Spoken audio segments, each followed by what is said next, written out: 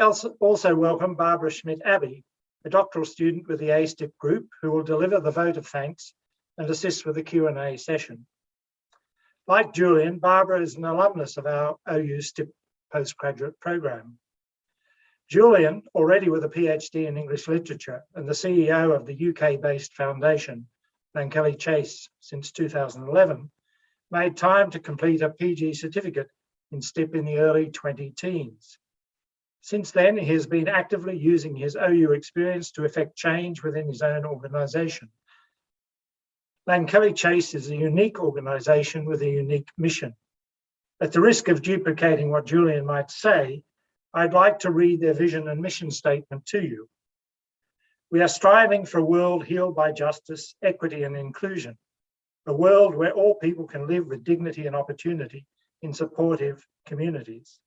Our mission is to challenge injustice and create the conditions for much healthier systems to emerge. We have a particular focus on those systems that result in the mental distress, violence and destitution experienced by people who are subject to marginalisation in the UK. Within Lankelly Chase, Julian describes his role as to provide leadership of the organisation and accountability to our Board of Trustees, to bring together several priorities: our mission, values and strategy, our governance model, external influence, our investment approach and our commitment to climate equity and justice. At Lankelly Chase, he has conceived and led several systemic change initiatives, including a governance action inquiry and an approach to working with complexity. Under Julian's guidance and in collaboration with his colleagues and key stakeholders, Lankelly Chase has strived to become an organisation that walks its talk. His presentation today continues and strives to make sense of one of his ongoing systemic co-inquiries. How can systems thinking better contribute to affecting social justice? I give you Julian Corner. Thank you, Ray. Thank you so much for inviting me today. I'm flattered and honoured. Having completed only 2 modules, I didn't expect this honour, so thank you for that. And thank you to everyone who is joining today or who is watching after the event. I will try and justify the time you've given over for this. I'm very glad that Ray has already indicated that although I'm billed as Dr. Julian Corner, I definitely don't have a doctorate in systems thinking, as will become quickly apparent. My PhD was on George Eliot, who herself was something of a systems thinker. She loved a web metaphor, so I take some inspiration from her. So I'm going to move to my presentation. I'm going to share my screen and hope that this works. There we see. Apologies for the violent yellow colour, it will go soon. So yes, I should say a little bit about Lankelly Chase before I start, because I'm sure many of you are not familiar with us or our work. Lankelly Chase is a philanthropic funder in the UK. We are 60 years old, nearly, and our endowment from which we draw our income comes from a fortune that was created by property development in the 50s and 60s. We have increasingly over the years focused on social justice as our reason for being. And in most recent years, this has come to mean people who are most subject to marginalisation and exclusion in the UK. And by that, I mean people who lack basic protective factors and as a result expose them to continual and escalating harm. And there is a great phrase that was coined in 1971 called the inverse care law, which dictates that those with the most problems receive the least help. We observe this daily in our work and has come to define our focus. And those people who are subject to those harms then find themselves in institutions, mental health institutions, hostels, prisons, what the systems thinker John Seddon describes as failure demand. So people find themselves in those institutions with facing even further harms. And so we have systems which are created to address needs and harms which are actually shaping and escalating them. Philanthropy, which is in the UK a tiny margin of the money that is available to address social harms, has a default mode, and has for probably decades, which is to fund through a set of criteria projects, organizations, solutions, outcomes, and if we're feeling particularly good about those things, scale. And all of this in the name of meeting needs. Not a great deal of attention focused on where those needs came from in the first place and why, but I will come on to that. So when I joined Lankelly Chase, I brought with me, and that was about 10 years ago, brought with me a frustration with this very reductive, in my view, way of looking at social justice as a process of meeting needs, and became interested in systems thinking from a very amateur perspective. It was only latterly that I did the Open University courses. I had a number of rationale for why we should adopt a systems thinking approach, which I will describe here. If I can shift my, there we go, presentation. And I have post-rationalized this with Open University language. So firstly, when you're looking at people most subject to marginalization and exclusion, there's always a boundary confusion that arises. What is relevant to that situation seems infinitely expandable, from socioeconomic inequalities through to media and public opinion, through to the laws of the land, to the commissioning and procurement of services that are attempting to remedy the problem, through to the behavior and culture of incumbent institutions. So all sorts of things are at play, and where we place our boundaries around that and what we consider relevant in our responses is ever shifting. And then, of course, there are multiple perspectives.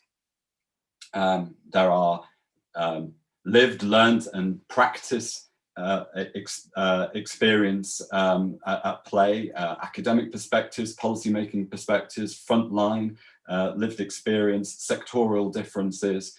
How a situation is conceived rather depends on whether you're in the homeless sector, the drug misuse sector, the mental health sector, and so on. And then there is interconnectedness, both between the harms experienced.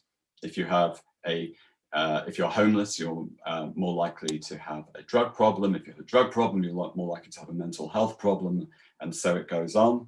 And then there is interconnectedness between the risk and protective factors.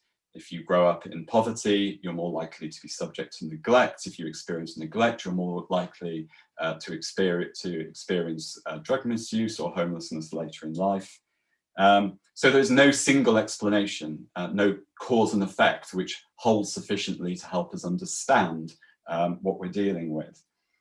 And so we've come to say that both positive and negative outcomes emerge from this whole complex interconnected picture, which leads to the final reason for a systems approach, which is uncertainty. Beneath the veneer of our evidence bases and our impact reports, which we as organizations are forced to produce, lies deep uncertainty about what actually works. So this was our initial rationale for a systems approach, but ultimately it is a rationale that has proved insufficient and overly intellectualized.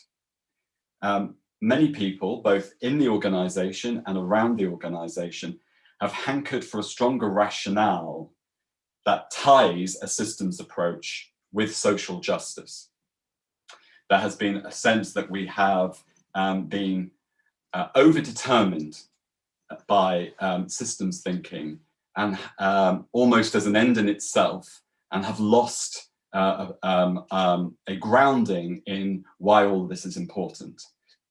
And so lately, the answer to why a systems approach has become because social injustice is systemic, which seems a little more obvious.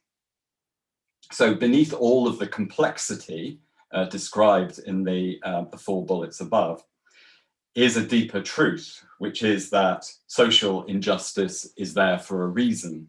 It's not an accident of a system that is designed to achieve the opposite.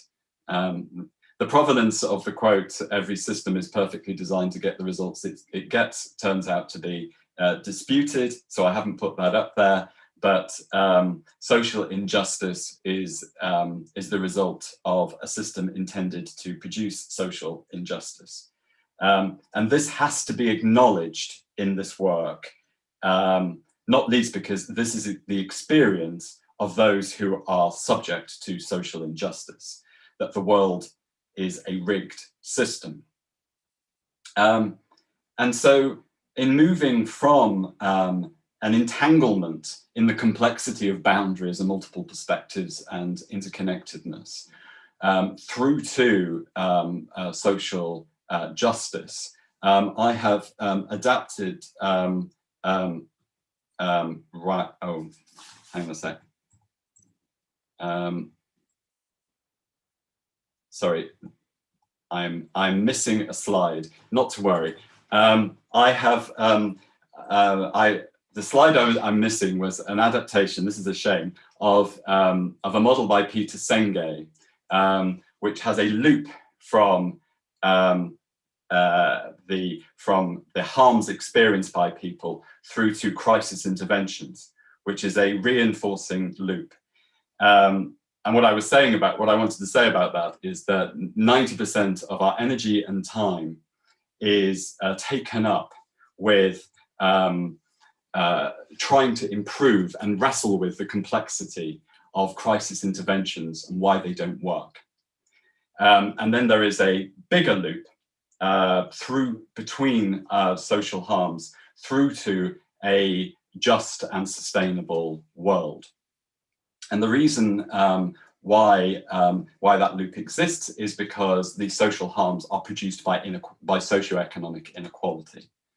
And so if you imagine that loop has a very long time scale, and there are great delays between a world becoming a more just and equitable place and fewer social harms occurring, you can see why we are caught in this loop of crisis interventions, because we are drawn to the problem and are entangled in the problem, and are struggling to step back and see that actually, even if we improved to our satisfaction the crisis interventions, we would still be left with a world that was producing more and more of these harms, because we live in an unequal and unjust world.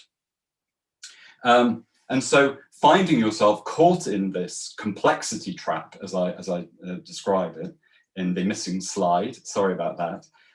If you're caught in a trap, you have to find strategies for getting out of the trap, which is why we have become focused at Lankelly Chase on disruption, on disrupting patterns that keep us trapped in particular places. And I will come on to that.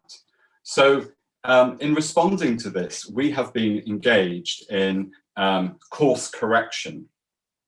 And what I mean by course correction is that, firstly, we've moved from funding programs to action inquiries. So we were engaged in open grant making, set criteria leading to assessment and distribution of funding, which was a very static and very reactive process. We were also engaged in structured programs, which underpinned by a theory of change designed to produce a particular outcome, which were incredibly linear and based on a set of false certainties. So action inquiry, or as the Open University describes it, systemic inquiry, allows us to evolve our understanding of the situation of concern, to adapt our approach, to sense make, to observe patterns, and to test and experiment. And so action inquiry has been a liberating framework within which we can go deeper, and to use a phrase of a colleague of mine, to follow the bouncing ball where it takes us. The second course correction that has disrupted the Lankelly-Chase system has been a move from funding projects to investing in field building. Philanthropic foundations love to buy the fruit of the labor, but not necessarily invest in what allows that labor to happen in the first place. So we buy the fruit, we don't invest in the soil and the roots. So rather than funding individual projects, Lankelly has been investing in networks of interconnected actors in what enables people to come together and share and exchange and act collectively. We've been identifying those parts of a particular field which are under-resourced, most often those people who themselves are subject to injustice and who have lived experience of that, because our contention is that any field is only as strong as its weakest part. And if people are under-resourced to do the work, then that compromises the health of the whole field. And we have been also focused on helping to grow missing architecture and infrastructure that enables people to act together. So what you realize when working in social justice is that most of the organizations working in the field were established decades ago to a paradigm that we're trying to move on from, that people are carrying with them the baggage of the paradigm that set them up in the first place. We don't necessarily have the infrastructure and architecture to contend with 21st century understandings of the situation. And then finally, we've been investing in people's skills and practices, because again, the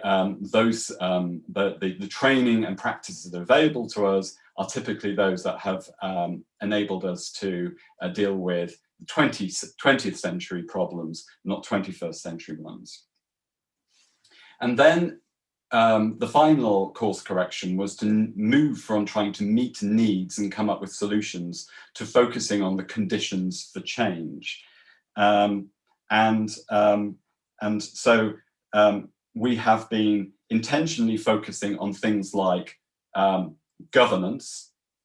So how are decisions made, by whom, with what evidence? Knowledge generation and ownership. Whose knowledge is considered to be authoritative and legitimate? Who interprets that knowledge? How is it used? And then finally, power. How do power relationships determine the outcomes that we get? And we've been particularly focused on in when we've been working in place-based ways. We work in a number of places around the country. Looking at, and we some of the thinking from the Open University on critical social learning systems has been extremely helpful in helping us to engage in a power analysis between the various actors in local places to understand that what keeps things stuck and entrenched is power inequalities between various different people.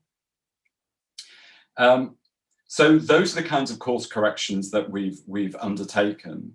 The question then arises is, does this necessarily take us closer to justice?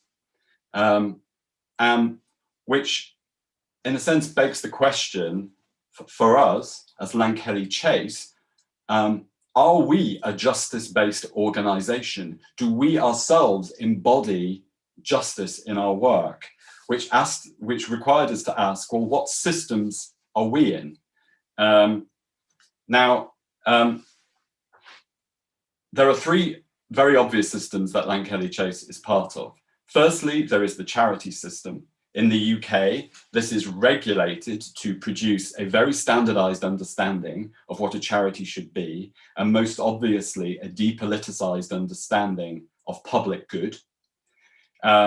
And this has privileged a professional class of people who are brought in to govern in order to meet the rigors of regulation, which then in turn determines the kind of activity that charity is involved in.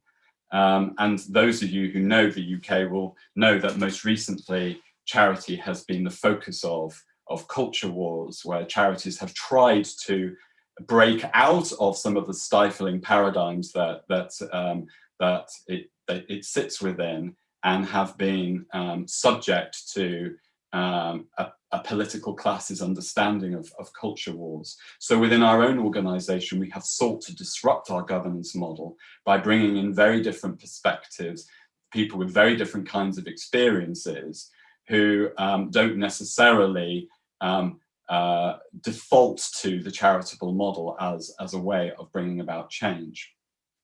The second system we are in is philanthropy, which is a model of largesse and benevolence that relies on inequality to sustain it. It relies on wealth accumulation as a means of enabling the philanthropic model. And again, those of you who are familiar with philanthropy will know that the troubling histories of some of that wealth have been exposed in recent years. And so within Lankelly Chase, in recognizing the problematic nature of philanthropy, we have sought to shift decision-making responsibility out of the organization as much as possible into the hands of those who are trying to bring about the change. And then, of course, there is the investment of our endowments, our own wealth. We have been creaming off income from investment in global capitalism, while trying to address the externalities of that very same capitalism through our grant making. So we've been using our position as an investor recently to be as disruptive as we can be on climate, on growth, on colonial paradigms, in order to address the paradoxes and tensions of our own situation. In all of these, we are recognizing that we are part of the system that we are trying to change. We are moving to the new while operating within the old. And as you can see, charity, philanthropy, and investment are a 19th century capitalist paradigm that is alive and well today. And the question then is, can change really come from this paradigm? In the last couple of years, thanks to the Black Lives Matter protests, we have learned to view this as an embodiment of white supremacy. So again, an organization that is embodying in its DNA white supremacy is one that is going to have to act incredibly reflexively if it's going to move from paralysis to using its position to bring about change. And so we have endeavored to make as visible as possible our understanding of the paradoxes, tensions, and traps that sit within this paradigm, and to disrupt them as much as we can. I'll swiftly move through the benefits of our course correction. I would say that in adopting a more systemic approach, we've been able to see the hidden wiring more clearly that creates a number of our social problems and stops people from acting in the way that they need to act.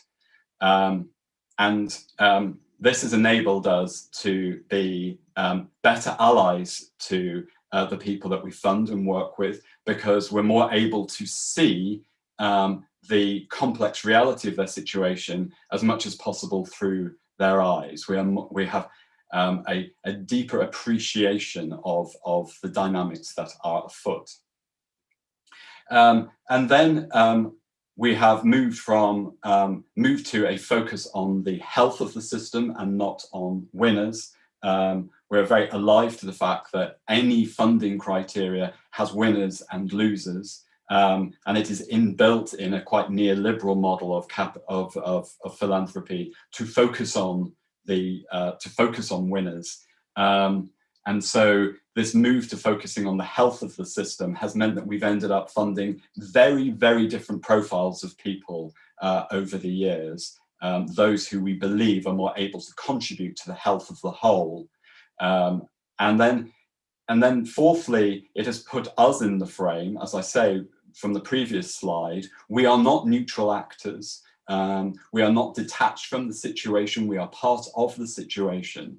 And that has allowed us not only to see the interconnectivity between our own actions and our mission, but also it has allowed others to understand the power that we embody, how we are trying to deal with that power, which has enabled more trust to arise. Fifthly, it's empowered the team to explore, not just do.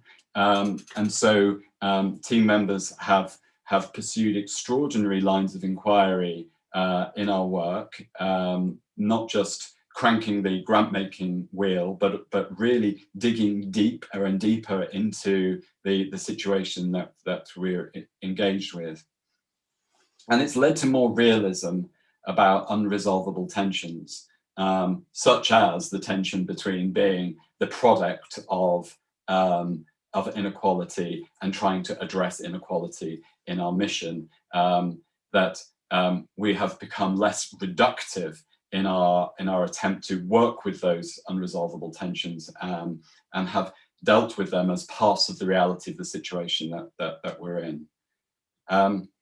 There are, of course, issues with our course correction, and this then perhaps goes to the heart of my presentation today.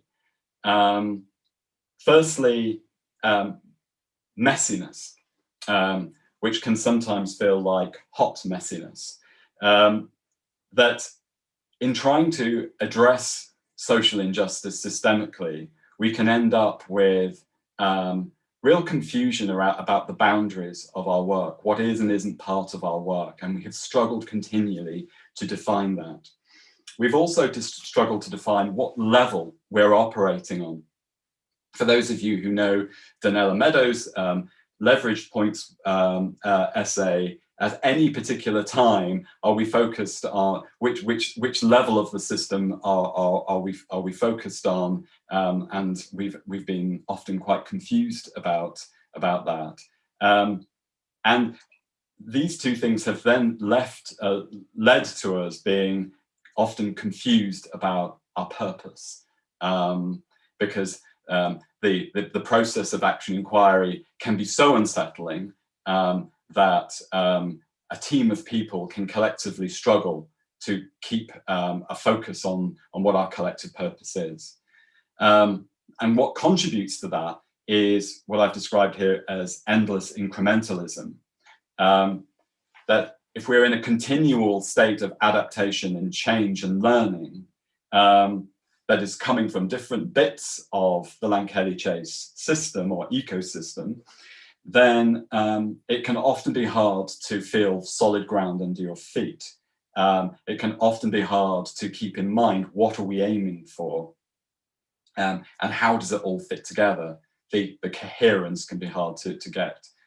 The next point about centering ourselves is to do with the fact that we as a funder who are also trying to be system practitioners can often be at risk of misusing our power, and as you see I'm coming on to power, of misusing our power to pursue our own lines of inquiry,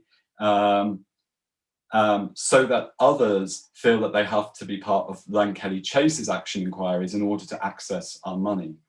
And that often we will own that, and often we will be funding activity at the pace of our learning, not necessarily at the pace of the action that is needed out there. We are not consultants or academics, we are funders. And if we take over literally the notion of the system practitioner, we can end up positioning Langkelly Chase at the center of things where we have no place being. And then this kind of bleeds into exclusiveness. A trustee of mine said recently that coming to a Langkelly Chase board meeting has been like prepping for an exam. And it is certainly the case that we have ended up being caught up in quite exclusive language, quite exclusive models, which are understood by a particular group of people with a particular kind of education and particular kind of experience, which has led to alienation, which has led to us not connecting with many of the people who need to be part of our work. And it's also led to us erasing other understandings of systems and systems practice, and centering whiteness as a paradigm. And then finally, under 5, I was going to write power, power, power, because so much comes back to this, which is, as I started by saying, social injustice is a product of an unequal, inequitable society. Langkelly Chase is itself a product of that dynamic. And so we can find ourselves doing things like imposing system change as a funding criteria, and action inquiry, not lightly held, but as a rather oppressive mechanism by which people are forced to engage with us. And so our funder status can risk continually reproducing and perpetuating privilege and inequality, even when we are trying to do the opposite. And this is my final, last but one slide. Where are we now? And I'd like to come to you with a neat conclusion, because a narrative arc to a clear destination point, but the timing of this presentation and the clarity of a destination point have not coincided. As I said earlier, we have been overdetermined by the mechanisms, the language, the concepts of systems thinking, and this has caused us to lose some of the touchstones of our work, and we are now trying to get back to them. So justice is a concept that we are currently exploring in terms of what it means to our work. And I think some of the things that are coming out most clearly by justice are decision-making and framing. Who gets to shape, to determine the paradigm we're all working in? Injustices, social injustices, are so often compounded by the good intentions of people who have not experienced those as injustices, but who still think they're entitled to make the decisions and frame the debate and frame the action. Secondly, trust, space, and care. To work systemically, we have to focus relentlessly on the quality and basis of our relationships with each other. And as I say, power informs and infects most of what we do, as does inequality. And so we have to continually be explicit about the terms on which we're engaging with each other if we're going to build trust.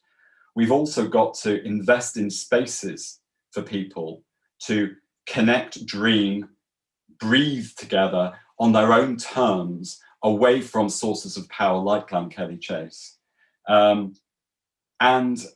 We have to invest in care for people who are at most risk, who lack our protective factors. Because if we want people to do the work and those people are harmed and traumatized, then we have to invest in healing and care to enable people to be part of this.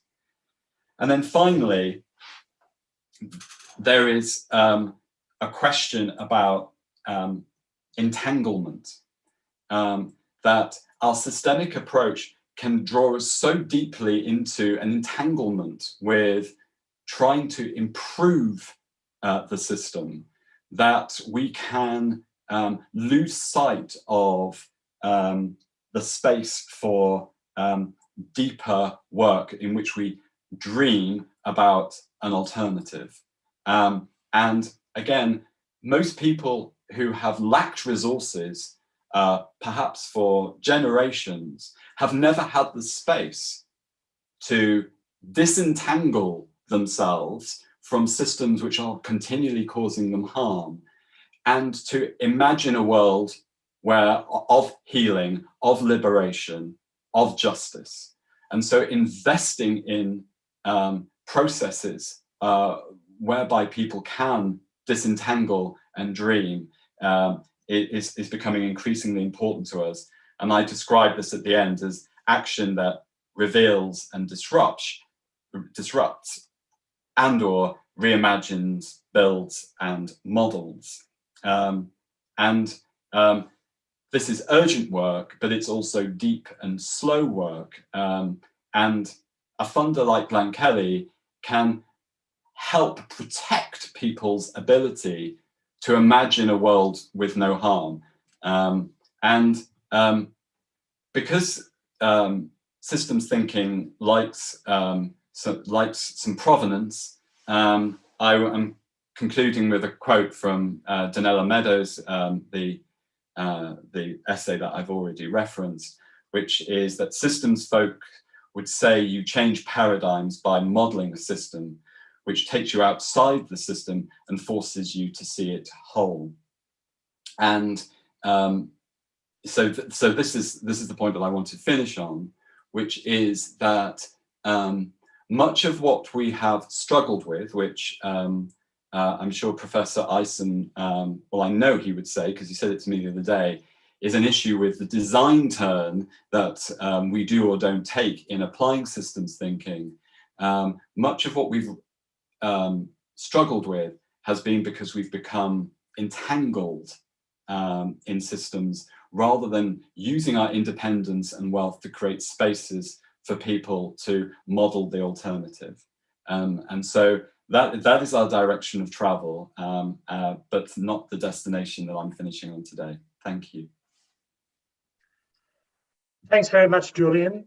I'll let you catch your breath, and I'll encourage anyone viewing who hasn't put a question they want to ask to put it up in the chat function, because we, Barbara and I, have to field the questions on your behalf. It's how this platform works. Julian, while I frame my first question to you, do you want to try and grab that slide that you didn't show and perhaps just put it up again, or be in a position to put it up? Because that's been a question that's come in on the chat question. But if it's not there, it doesn't matter. If it's going to take time, we can skip it. 1 second. How to derail your own presentation. No. Well, you described it very well, but it was a specific request that I thought I'd pursue. But if it's going to take your time, we don't have a lot, so let's get on to some other questions. 1 second. Do go on to other questions, and I'll come to it. Well, I was going to. You've mentioned power consistently throughout your talk, and it's critical to the work you do. What have you learned about power conceptually and practically, can you give an exemplar where you may have contributed to transforming, diffusing, describing? What is the verb you would put in relation to power that has been most powerful for you? Probably there are two examples that spring most immediately to mind. So one of which is our place-based work has been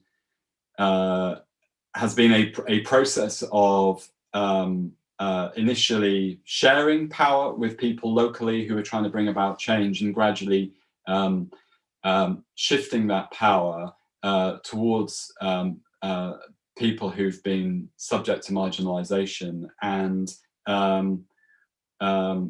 again, we come up against the strictures of the Charity Commission in how much control we can genuinely hand over to people while remaining accountable for our actions. But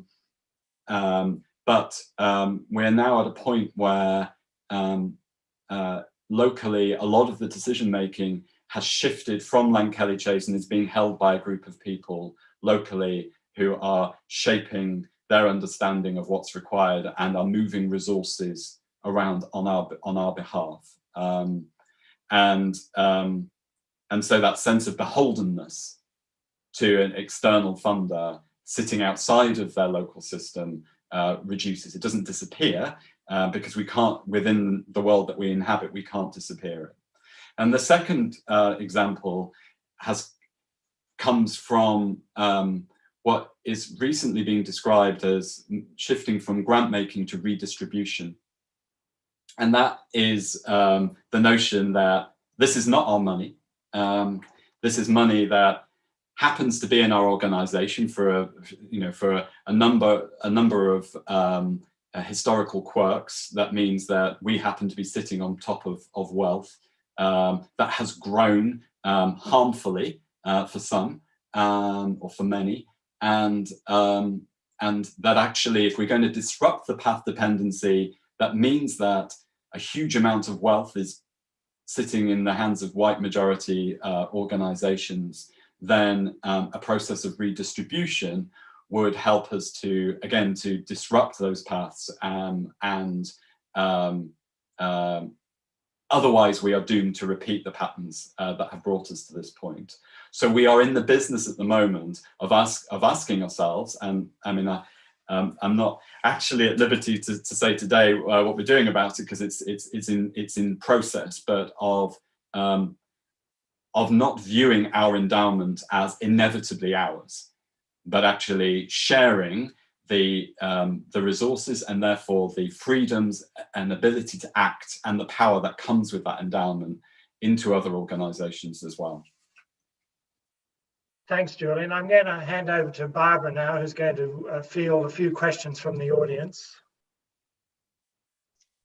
Yes, thank you. Thank you, Ray, and thanks very much, Julian. And now we have very little time for just a few of the many questions that we have received. And already apologies that we will not be able to come to all of them. They're great questions. So let's maybe start with one here from Lydia on Zoom. This is very much the case usually where the decisions about inequality are made at the top by people who have no lived experience of them, nor willing to engage with them, with those who do. Lack of time, lack of budgets, etc., are always cited as obstacles. How does one approach it from the point of view of care and responsibility with senior management teams? Is that something you can respond to, Julian? Yeah, I mean, so this is why I go back to the paradigm shift that systems thinking can make available to an organization, allowing it to connect much more with its mission and much less with the institutionalized norms that cause us to think and act in certain ways. So the privileging of so the UK charitable norm privileges the health and preservation of the organization, often at the cost of the lives and outcomes of those that those organizations seek to serve. In the case of philanthropy, there is a mindset that one of the jobs of governance is to keep hold of the resources in order to maintain the health and status of that organization. If you reframe this as, well, your mission is to produce better outcomes in society, okay, where do those outcomes come from? It comes from less inequality of income, power, status, etc. Then that tells you something about what you should be investing your time and money in. Not privileging the processes of your organization, but actually looking deep into how can we put this money and this organization at the service of those who of the health of the system. And so rather than thinking of our wealth as our endowment, starting to think of it as the endowment of the mission, and therefore a set of actions and decisions follows from that, which are not necessarily in the interests of Lankelly Chase. They're in the interests of the people that we serve, and so hence trying to push decision making into different places, which has disrupted the hierarchy within Lankelly Chase as well, because you need fewer senior decision makers and more people who are able to affect that shift. So Lankelly itself has structurally changed because we need less decision making and power invested in its seniority. You have another question there, Barbara, or do you? There are many, but maybe let's pick one here from Philip on Zoom, who's asking, he's curious to hear more about the basis and mechanisms of your systems of injustice. I find myself thinking about both wealth inequality and cultural problems among, e.g. the police. When you say systemic, are we talking about psychology, negligence, or concerted effort? Yeah. Well, I'm sure there are plenty of models that begin with the harms and then go to institutional practices and then go to social norms. And this is what I was kind of saying about confusion about which level of system we might be operating in at any particular time. We tend to get less caught up in institutional behaviors and try to enable people to focus more on the social norms which are determining those behaviors in the first place. So we have gone from needs and harms to institutions that do or don't help or create those harms, through to equipping people to exploring the mindsets, attitudes, and social norms that are determining our institutions. And of course, there is a line, that goes through all of those things. So many people, most people are operating on multiple levels at the same time, and their intervention in a social norm might be challenging institutional behaviors and attitudes. But the goal is to shift the wider paradigm, and to enable people who are trying to shift that wider paradigm to dream, reimagine, and grow different institutional architecture that can then enshrine that paradigm in everyday behaviors. And that's the bit where there is so little money available for people to be able to do that, and to take risks, and to do that over the long haul, and adapt and grow. And that's the bit that we want to use our wealth to. We want to use our wealth to underwrite the risk of people going on that journey. I've got two quick questions, perhaps, because we're getting out of time. what processes do you use to track your own institutional transformation? And the second one comes back to your what you mentioned about use of systems language. Was it a systems language issue, or is it also a systems concept issue? And what was the nature of that? So the first one was, how do you track your own institutional transformation, your organizational transformation? Yeah, I mean, we're about to do that at our next organizational way day. We go through processes of storytelling to reorientate ourselves back to moments of change, to understand how that change has occurred and why. Because people joining our system don't necessarily have the backstory for why is the system behaving in this way, and why are people using this language, and what is the origin of that. And so our trustees, for example, joined the board and rightly said, I can't be part of this if I don't know why we're here and what choices you made, what you considered when making those choices, what you discounted, etc. So again, it's that kind of path dependency thing of any particular time that someone joins is a moment in time for us to re-describe, and also just to remember some things that we'd forgotten personally about why we got to this point. And to be honest about some of the messiness of it as well. And then the second one was that about exclusiveness and language? It was about, you mentioned the language problem, and what was the nature of that problem? And was it only to do with the use of language, or was it also to do with the use of concepts, systems concepts? A bit of both. I mean, it's I think that I was very much at risk of being a systems thinking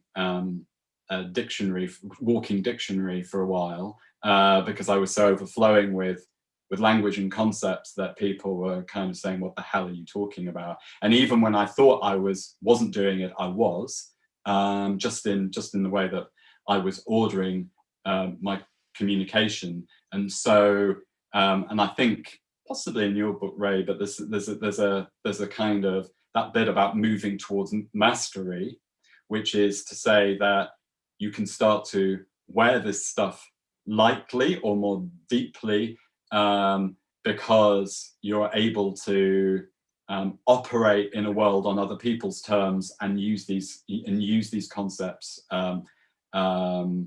in a way that informs your actions, rather than having to put it on the tin continually and say, and use terms like interdependency and emergence and complexity that has people thinking, what's that got to do with my life and my work?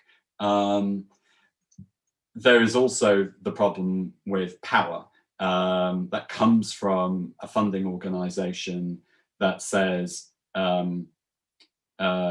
starts to use this language, which then suddenly crops up magically in people's funding applications. So you find this language reflected back to you, which is always a warning sign that you've overstepped and you're starting to overdetermine the situation that you're part of.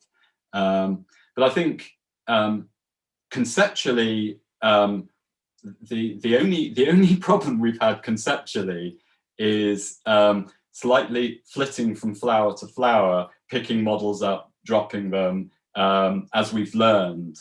And again, that if you're in a powerful position institutionally, you can risk confusing people, because today it's all about emergence and tomorrow it's about something else. And so and then just recognizing that the reason why you know about these things is because of a particular background. Other people have equally sophisticated, deep, systemic practices which use completely different language. And so that the need for dialogue between things becomes utterly crucial so that you don't erase other people's experiences or oppress other people's experiences. But that comes back to the thing about relationships and trust and so forth, that you've got to put the groundwork in order to be in a room together, able to have that conversation in the first place.